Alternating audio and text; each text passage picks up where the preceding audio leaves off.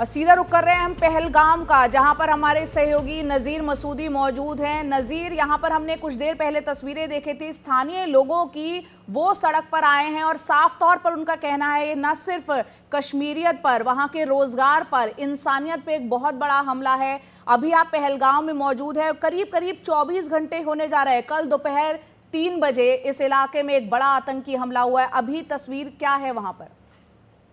देखिए, तस्वीर यही है कि लोगों में काफी गुस्सा भी है और परेशानी भी। गुस्सा इसलिए किसी को एक बेगुनाह लोगों को इस तरह कत्ल किया गया। जो लोग यहाँ खुशियां मनाने आए थे, सैर करने आए थे, कश्मीर की खूबसूरती का लुत्फ उठाने आ रहे थे और इनकी लाशें यहाँ से चले गई। तो ये जो हम अभी यहाँ कुछ देर पहले यहाँ प्रदर्शन हो, यहाँ के होटलर हैं, यहाँ आम लोग हैं, घोड़े वाले हैं और उसके बढ़ के कई लोगों से मैंने बात की, एक आवाज में वो कहते हैं कि वो सेना और पुलिस के साथ इन आतंकी को ढूंढ निकालने के लिए तैयार हैं ताकि उनको ट्रैक डाउन किया जाए। वो कहते हैं कि नहीं, इन जंगलों का चप्पा चप्पा मालूम मालूम है, वो उनके साथ फौज के साथ चलना चाहते हैं, क्योंकि ये जो इस आतंकी हमला है, इसने हर एक को इतना अंदर से जख्मी किया, दिल जख्मी किया कि वो जुबान पे बयान भी नहीं कर सकते हैं। क्योंकि किसी को के वहम गुमान में भी नहीं था कि एक तो पर्यटकों पे हमला हो और इतने बड़े मैग्नीट्यूड पे अटैक हो। गृह मंत्री अमित शाह यहाँ पहलगाम आए, वहां जहाँ अटैक हुआ उस जगह का भी दौरा किया, फैमिली से भी मिले, जख्मियों से भी मिले। तो लग रहा है कि सीरियसनेस जो है सरकार की उससे दिख रहा है, लेकिन जमीन पे जो है कश्मीर में पूरा बंद, आज बंद है, पूरा कश्मीर बंद है। ये पहली दफा है कि किसी आतंकी हमले के खिलाफ इस तरह पूरे कश्मीर में बंद है, जैसे पूरा सन्नाटा छाया। और कई जगहों पे प्रोटेस्ट हो रहे हैं, कल से ही कैंडल लाइट विजिल हो रहे हैं, प्रदर्शन हो रहे हैं।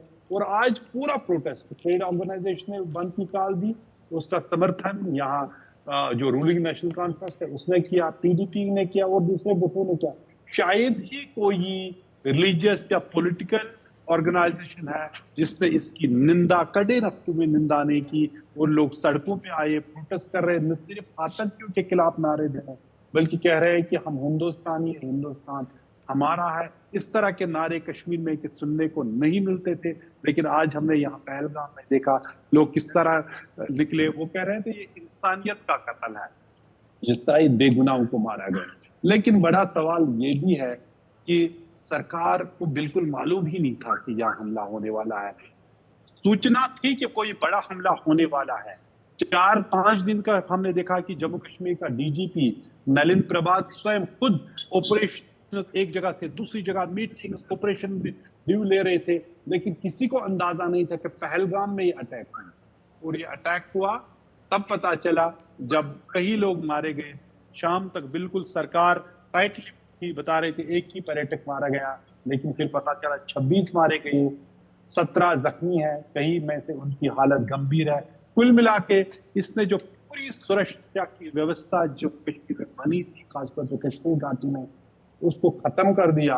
और जम्मू में पहले ही कई जिलों में आतंकी बड़े हमले होते हैं, कश्मीर में थोड़ी शांति बनी थी, उस शांति को आज अगर किसी चीज ने शटर किया, खत्म किया, वो ये आतंकी हमला है।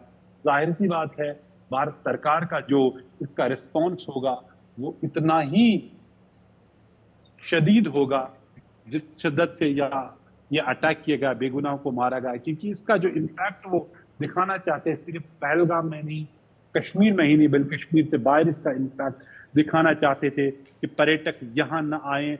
और इस वजह से कुछ हद तक वो कुछ दिन के लिए कामयाब भी हुए कि पर्यटक यहाँ से भाग रहे हैं। यहाँ के होटलियर्स ने कहा कि वो 15 दिन मुफ्त उनको एकोमोडेशन भी दे सकते हैं। घोड़े वालों का कहना है कि वो बिल्कुल मुफ्त उनको सर्विसेज देंगे। और ये गोडा वाला है जो एक कत्ल हुआ इन्हीं कातिलों के हाथों, जिसका नाम है सैयद आदिल शाह। इसके घोड़े पे भी एक पर्यटक था जिसने मारा गया और उसने आतंकियों से लड़ा और जिसमें वो खुद भी मारा गया, वो यही पहलगाम का सैयद आदिल शाह। तो कुल मिला के लोग काफी ही गमगीन है, काफी ही दुख है उनमें, और वो सड़कों पे निकाल आए उस दुख का इजहार करने के लिए कि आतंक हमें कबूल नहीं, और इस तरह का जो अटैक है हम उनके खिलाफ लड़ने के लिए तैयार हैं।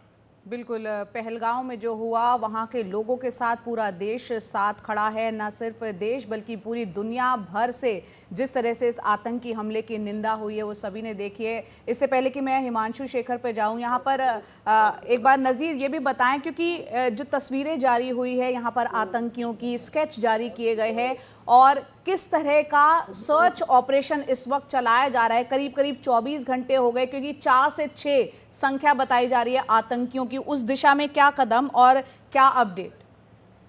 देखिए, पहली बात, जितने भी ये आतंकी पाकिस्तान से भेजे जा रहे हैं, हकीकत ये भी है, अभी तक भारत सरकार ने अभी तक पाकिस्तान का नाम नहीं लिया है। इस आतंकी हमले में इशारे तो काफी दिए हैं, नाम नहीं लिया पाकिस्तान का। लेकिन इसको बावजूद हर एक को मालूम है ये कहां से आते हैं। लेकिन जिनको जो भी आते हैं वो जंगल वारफेयर में काफी माहिर हैं, जो हमने जम्मू में बार बार देखा, जितने अटैक हुए। तो साफ लग रहा है, जो हमारा अंदाजा और तजुर्बा है, जो ये आतंकी थे जिन्होंने हमला किया, कि जो बाइसरन की वैली है, ये मीडो है, ये 2 जंगलों के बीच में है। हाँ। एक वैली, तो वो भाग गए हैं। उसके बाद तो ढूंढ निकालना इतना आसान काम नहीं है। एक बड़ा ऑपरेशन शुरू किया गया है, हेलीकॉप्टर से भी सर्वेलेंस की जा रही है, ड्रोन का इस्तेमाल भी किया जाता है। लेकिन जब तक जमीन पे एक इंसान फौजी चले, और ये कोई आसान काम नहीं है जब वहां से आपका मुखालिफ काफी ट्रेन भी हो और मरने के लिए तैयार भी हो, और इतना बड़ा नरसिंगार करके, जाहिर सी बात है उन्हें कोई रास्ता पहले ही दिखा, वो भाग निकलने में कामयाब हुए। लेकिन सिर्फ उन 4 या 5 लोगों की बात नहीं है, असल में जिन्होंने करवाया उन पे क्या एक्शन होगी वो बात हो रही है।